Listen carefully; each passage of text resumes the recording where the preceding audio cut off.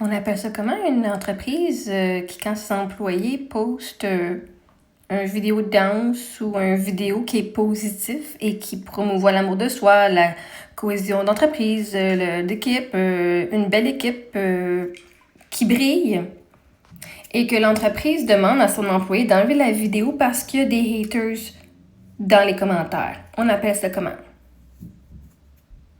Si les ressources humaines t'appellent, disent « Enlève la vidéo parce que là, il y a plein de commentaires négatifs »,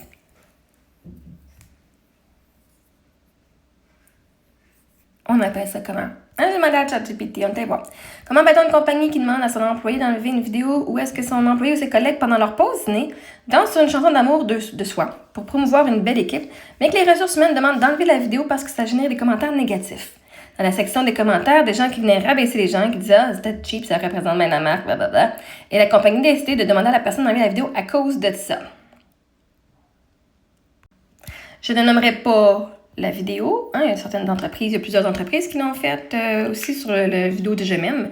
Les vidéos ont été enlevées. Ça a généré des commentaires négatifs parce que le monde aime pas Je m'aime, aime pas Marie-Ève, et ils ont été insultés, les employés qui étaient sur la page. Ceci dit, on peut appeler ça plusieurs choses selon l'angle que tu veux mettre en lumière. Voici les termes les plus justes et utilisés du plus neutre au plus critique. Terme descriptif, factuel. Culture d'entreprise frileuse. Une entreprise qui évite tout ce qui peut créer de la controverse, même quand l'intention est positive. C'est un Je m'aime, c'est une vidéo d'amour de soi.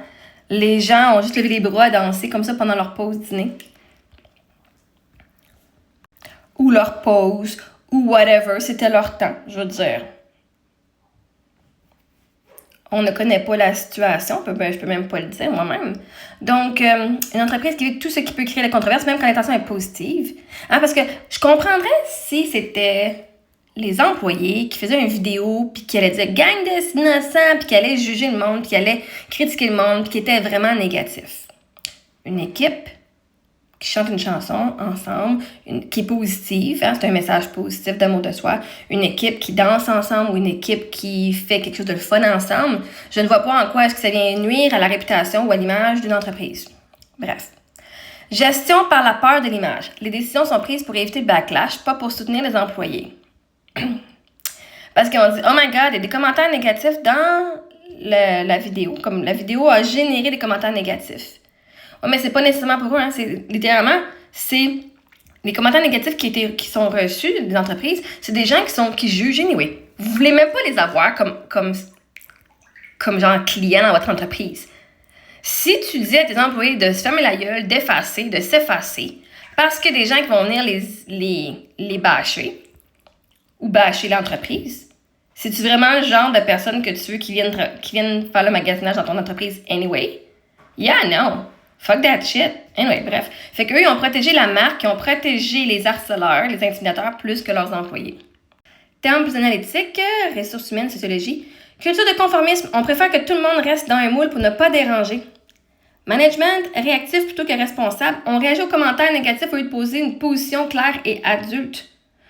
Tolérance zéro au jugement externe, on laisse les trolls dicter les décisions internes. Fait qu'on va décider, la gang de trolls sur Internet là, qui viennent rabaisser nos employés, on va l'enlever parce que on leur donne raison. Si vous leur donniez pas raison, vous laisseriez les choses là et vous montreriez comment vos employés sont fucking des exemples qui sont fucking incroyables. Termes et critiques quand on nomme le problème. Culture de la honte. On punit l'expression positive parce que d'autres projettent leur malaise. Parce que les autres sont malaisés de voir du monde danser, puis du monde chanter, puis du monde qui s'aime. Ça veut dire qu'il faut effacer tout parce que les autres aiment pas ce qu'on fait? Je veux dire, s'il y a plein de monde qui aime pas ton entreprise anyway, c'est pas en mettant des vidéos qui vont venir plus magasiner chez vous anyway. Fait qu'à la place, on va punir nos employés qui, eux, ont une vie autre que de travailler pour nous autres, qui ont des goûts, puis qu'eux, ils partagent l'amour, mais à la place, on va aller, non seulement on va pas les supporter, mais on va leur demander de se fermer. Cool! Soumission au harcèlement social. On retire un contenu sain parce que des gens sont rabaissés publiquement. On rabaissé publiquement les employés.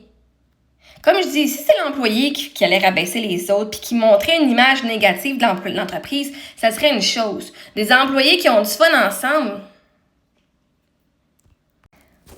ça démontre justement une belle équipe, une belle place. Mettons que c'est pas une place que je vais aller magasiner maintenant, là, avec ce que je sais.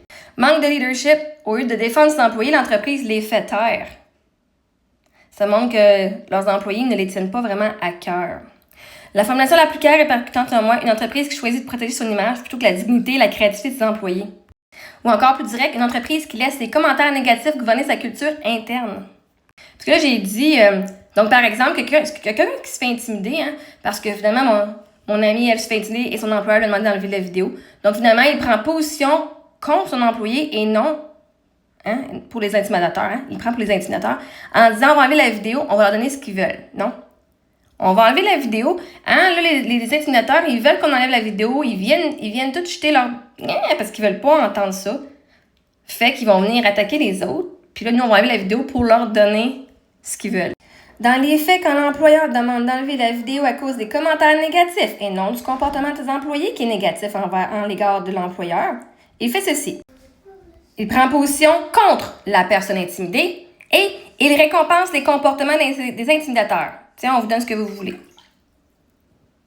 Parce que le message implicite envoyé est clair. Si vous rabaissez assez fort, on va retirer ce qui vous dérange. Quel genre d'entreprise que c'est ça? C'est une entreprise fucking weak. Fucking weak. Ce que ça s'appelle clairement, céder à l'intimidation, valider le harcèlement, punir la victime ou gérer les agresseurs. Si tu l'enlèves pas, tu risques de perdre ta job. Ça, c'est du blackmailing. À cause que du monde qui aime pas qu'est-ce que tu as fait, qui était positif, on va te blackmailer à la place. Tu vas avoir des conséquences, tu vas avoir des punitions. On va punir toi qui se fait intimider et qui est une de nos super bonnes employées en plus. Parce qu'on n'aime pas que du monde qui nous aime pas. Management par apaisement des intimidateurs.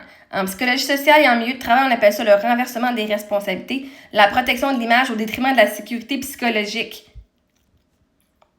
Pourquoi c'est grave? Parce que ça crée une culture où les employés apprennent que s'exprimer, c'est égal à un danger. La créativité devient risquée. La honte est utilisée comme outil de contrôle. Le silence est récompensé. Et surtout, la prochaine fois, personne n'osera être authentique. Ça, c'est probablement une entreprise qui aime ça faire du dictatorship. Est en contrôle de tout. Mais justement, cette action-là vient de les blesser. Il n'y a pas d'autant de les blesser parce que vous ne savez pas de qui je parle. Mais bon, bref. Une phrase très forte pour résumer la situation, tu pourrais dire, c'est pas la vidéo qui était problématique. C'est le fait que des gens aient choisi d'humilier leurs employés. Et l'entreprise a choisi de protéger l'humiliation plutôt que la personne et les personnes. Quand on enlève le contenu au lieu de modérer les commentaires, on enseigne que l'intimidation fonctionne. À quoi vous pensez que ça sert l'intimidation? Ah, c'est une façon d'avoir du contrôle. Et les peut-être 5-10 personnes qui sont venues bitcher sur le post de la personne étaient assez pour que l'entreprise, pourtant qu'il y a même une grande entreprise au Québec, disent « on veut pas ça ». Ça marche, on leur donne ce qu'ils veulent, on l'enlève. Tu as raison à 100% de voir ça comme une prise de position contre l'employé. C'est pas correct d'accepter l'intimidation au lieu de supporter ses employés. Mais bon, bref. Chaque entreprise a sa culture. Je ne donnerai pas le nom, mais je sais où est-ce que moi je magasine plus par contre.